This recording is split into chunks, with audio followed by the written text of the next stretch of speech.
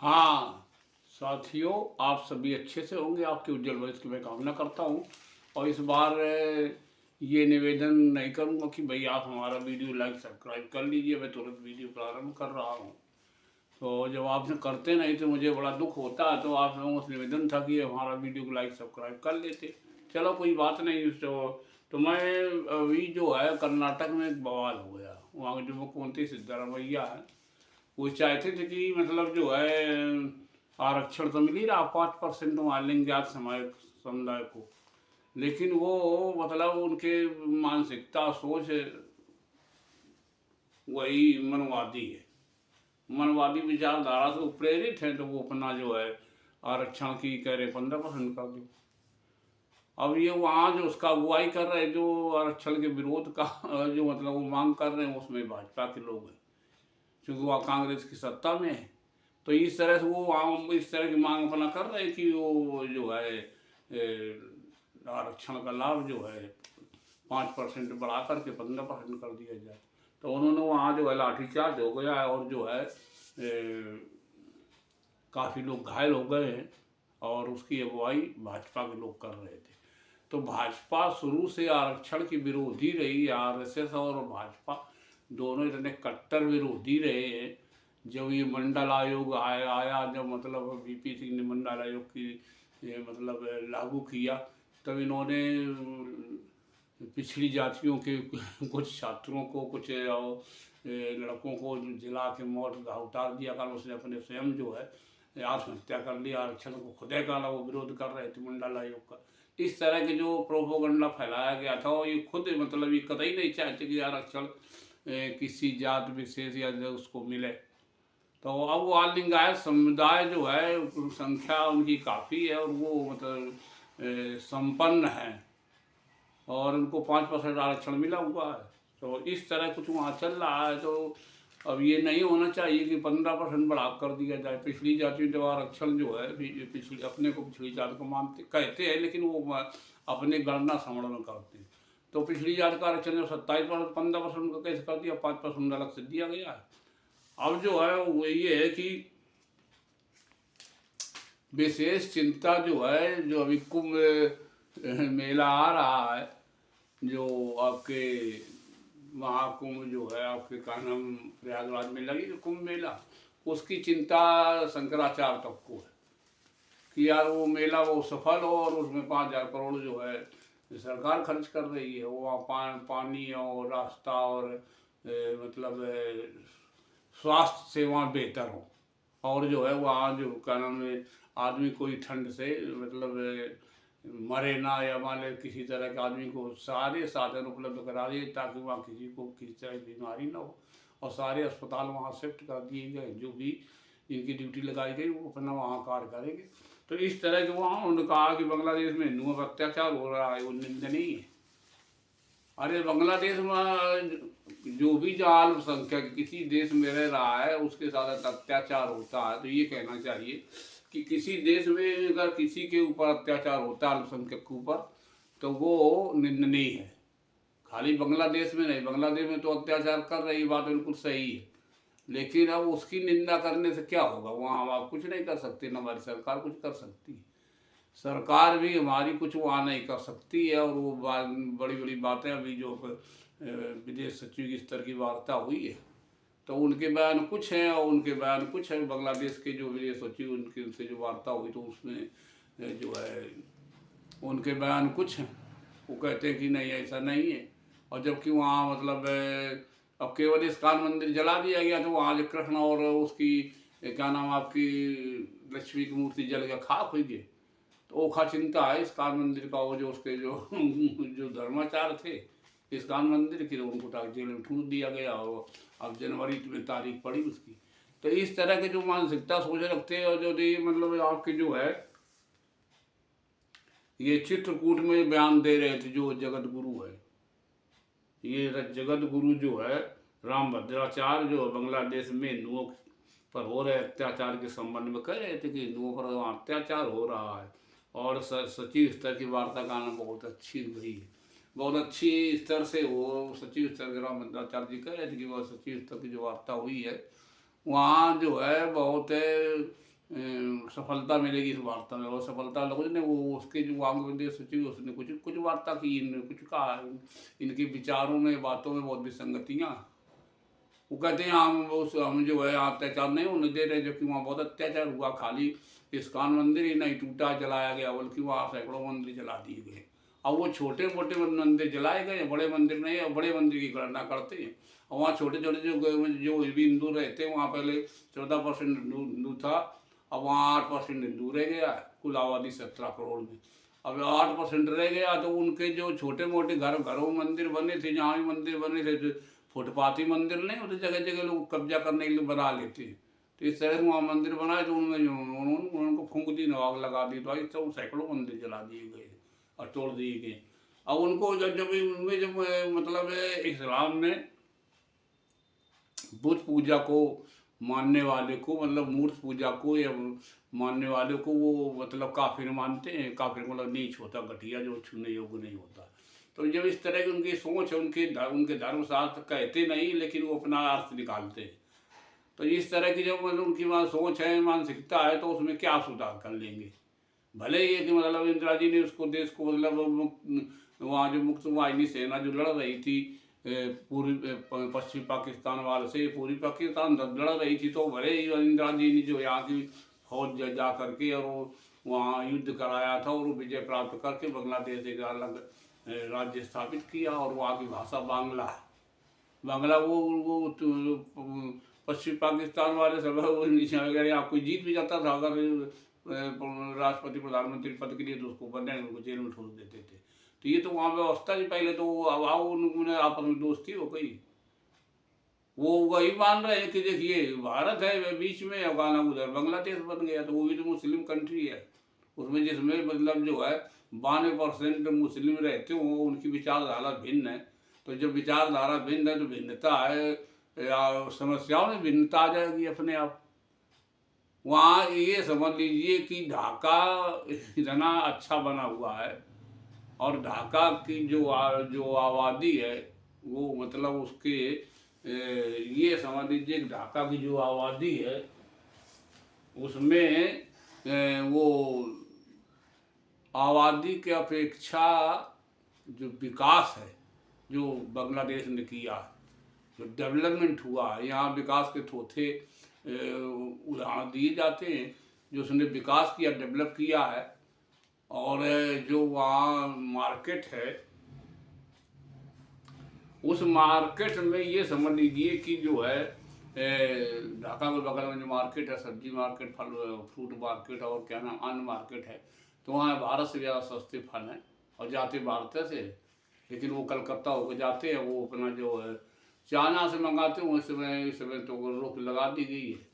तो अभी राजनयिक संबंध भी उनसे बिगड़ गए। और जो है हमारे यहाँ जो है माननीय शंकराचार्य जी कहते हैं कि अरे यार वहाँ जो है कर्नाटक में कहा कि उसके जो कांग्रेस का अध्यक्ष, उसने कहा गाय की हत्या कर दी थी। तो हत्या तो किसी भी जीव जंतु की नहीं होनी चाहिए। वो भी एक पशु है, जानवर, उसका भी सम्मान होना चाहिए। वो गाय हो चाहे भैंसा हो चाहे भैंस हो, उसको भी नहीं मारना चाहिए। जान दे के उसको मारने का मतलब अधिकार, पावर है। और वहाँ तो सरेआम हजारों करोड़ों लाखों गाय रोज काटी जाती बांग्लादेश में। तो फिर वो आए बंद करा ले, ये हिंदू बंद करा लें भाई। वो अपने पे प्राण बचाए, उनके साथ इतना अत्याचार हो रहा है कि यहाँ को कोई कुछ नहीं कर पाएगा। कोई भी यहाँ का हिंद से चिचियाते रहेंगे, हवा पे जो कहते रहेंगे। अब वैसे वहाँ कांग्रेस के जो अध्यक्ष थे, उन्होंने कहा गाय काट के जो गाय काटी थी। अरे तो गाय काटी थी तो मतलब बंगाल और उड़ीसा और काना जितने भी आंध्र प्रदेश जो तटीय हैं क्षेत्र हैं समुद्र के, उन वहाँ सवाल हत्या की जाती जीव जंतु की। जीव जंतु को मछली का जीव जंतु नहीं, मछली वहाँ मछली भोजन है, तो मछलियों की वहाँ हत्या की जाती। रोज हजारों करोड़ों की संख्या में मछलियाँ काटी जाती है। तो किसी भी जीव जंतु की हत्या ना हो तो वो तो ठीक है।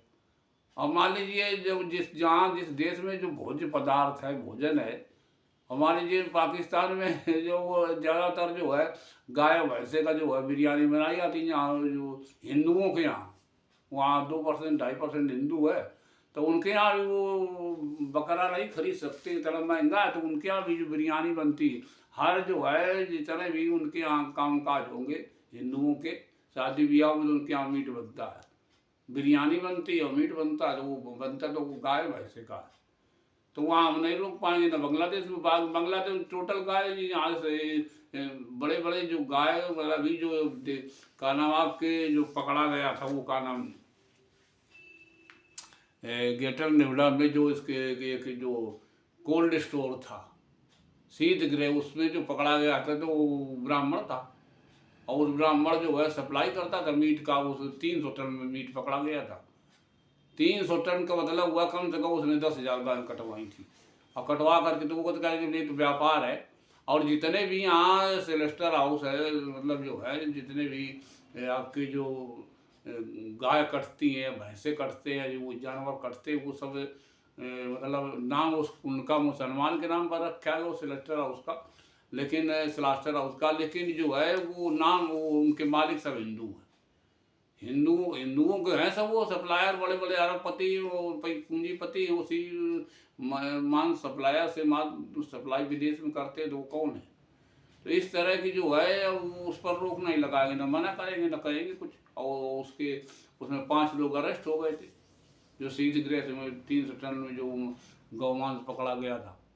तो इस तरह की व्यवस्था चल रही इस देश में कि दोहरी विचारधारा पहले यहाँ जो है हम तो ये कहते भाई अल्पसंख्यकों को अत्याचार पूरी दुनिया में ना होना चाहिए, किसी के साथ अत्याचार नहीं होना चाहिए, पर यहाँ कितना बहुत इतना मतलब जो है एक तरह की विडम्बना है कि यहाँ जो है जातवाद ऊंच नीच छुआछूत पाखंड ढोंग और का नाम है तीर्थ व्रत और ये ज्योतिष और जाने क्या क्या यहाँ ये सब फैला दिया गया है कि वो अपना जो है अभी कहीं फुटपाथ पे कोई ज्योतिषी बैठा है और वो दूसरे को भाग चमका रहा कह रहा तुम्हारी ये जो है हस्तरेखा ये बता रही भाग रेखा इसमें मिली जा करके, और कहना जीवन रेखा यहाँ पर समाप्त हो जाती तुम्हारे कहना 6 महीना आई हो या 6 साल आई है, और कहना की भाग रेखा कहना चपक रही तो कहना की जो आई तो कह देगा।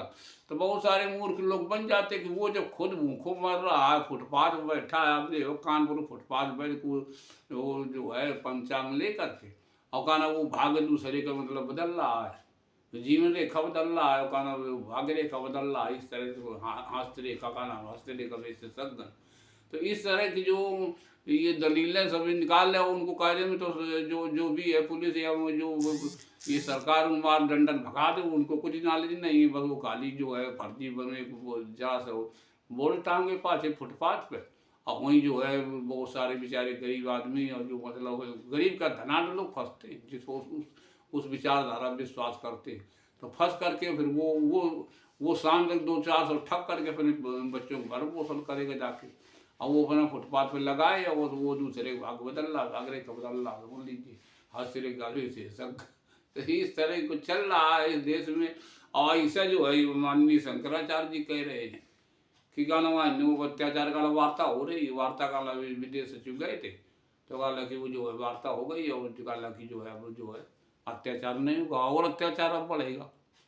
अत्याचार वहाँ हिंदुओं पर इतना ज़्यादा बढ़ेगा कि वो आगे सरकार बस के बाहर है। अब चूंकि जो शेख हसीना या भारत भगाई थी और यहाँ सडनली थी, अगर वो न भगाती तो वहाँ 2 लाख जो है छात्र और छात्र संगठन प्रोटेस्ट कर रहे थे और उन्होंने चढ़ाई कर दी थी शेख हसीना के बंगले पर, उनको जान से मार डालते उनको उन्होंने उनकी बहन को। तो वो खैर उन्होंने होशियारी बरती गए तुरंत जो है गई एयरपोर्ट और वहाँ से जो है अब यहाँ कोई एयरबेस है कहा गाजियाबाद में, तो वहीं कहीं छिपी अपना मोदी जी उनके सुरक्षित रखना भी चाहिए। मतलब किसी देश की मतलब वो प्रधानमंत्री थी राष्ट्राध्यक्ष थी तो उनको रखना भी चाहिए, अपना कर्तव्य बनता है भारत का। तो अब इस तरह का जो चल रहा पूरे भारत में कि अंधविश्वास की ओर धकेला जा रहा है, शिक्षा पर ध्यान नहीं देंगे। और ये समझ लीजिए कि शिक्षित बेरोजगारों की संख्या 83% हो गई है, शिक्षित बेरोजगार 83% है और 0.3% इस मोदी के कार्यकाल में लोग नौकरी पा पाए हैं। 2 दशमलव लगा के 2 जीरो धरो और फिर इतने 3% इतने लोग जो है रोजगार पा पाए। और ये देखिए आया कि करोड़ों युवाओं के सरकारी नौकरी पाने का सपना चकनाचूर हो गया, करोड़ों लोगों का। ये हम नहीं बता रहे, पेपर सब बता रहे हैं। तो ये बता रहे हैं कि पिछले 8 वर्षों में ओवर एज हो गए पढ़े लिखे युवक युवतियाँ। अब ये समझ लीजिए कि कारण पर्चे लीक होने के कारण नहीं हो पाई नियुक्तियाँ। और पर्चा लीक कौन करत है? पर्चा लीक जो पर्चा छपवाते हैं और पर्चा जो सुरक्षित रखते हैं वो कौन लोग हैं? मुसलमान हैं, इस्लाम वाले हैं। तो ये किसकी कमी की मतलब जो है करोड़ों लोग नौकरियों से ओवर एज हुई बेचारे। अब ये समझिए, और जो है केंद्र राज्य सरकारों ने पद भरने में कोई रुचि नहीं दिखाई, ये आया पेपर में, हम नहीं बता रहे हैं। और ये जो है बैंक व रेलवे समेत कई विभागों में पद खाली पड़े। अब ये समझ लीजिए करीब जो है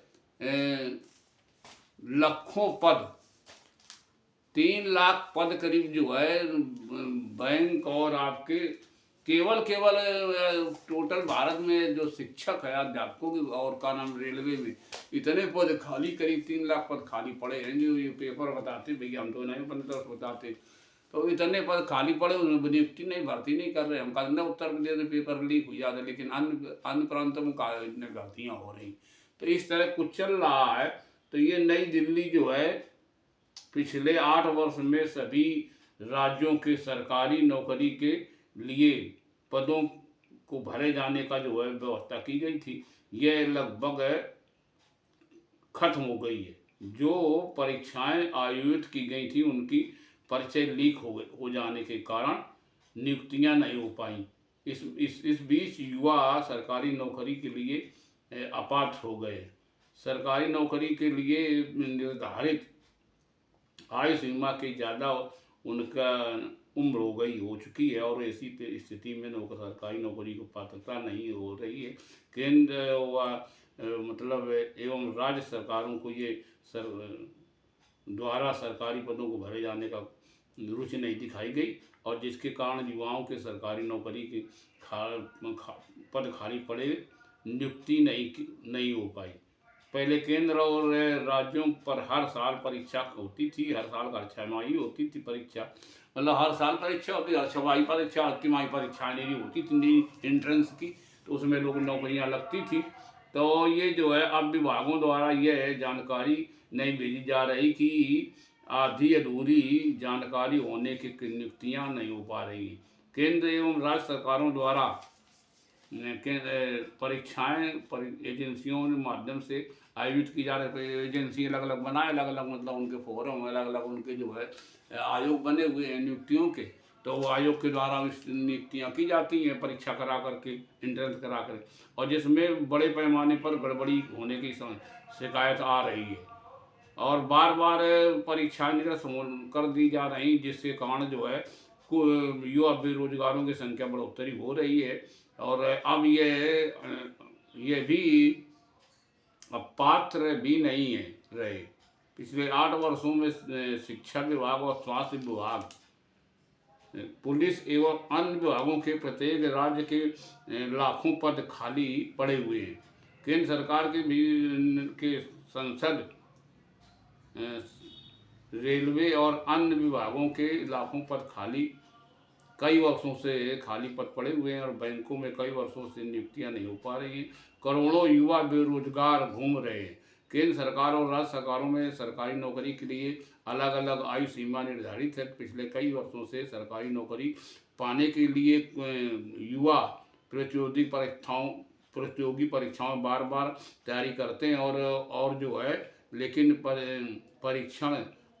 परीक्षाएं आयोजित नहीं हो पाई। परीक्षाएं हुई, उनके परिणाम घोषित नहीं हो पाए और नियुक्त पत्र भी जारी किए गए। अब उनके सामने ये भी ओवर एज होने की समस्या खड़ी हो गई है।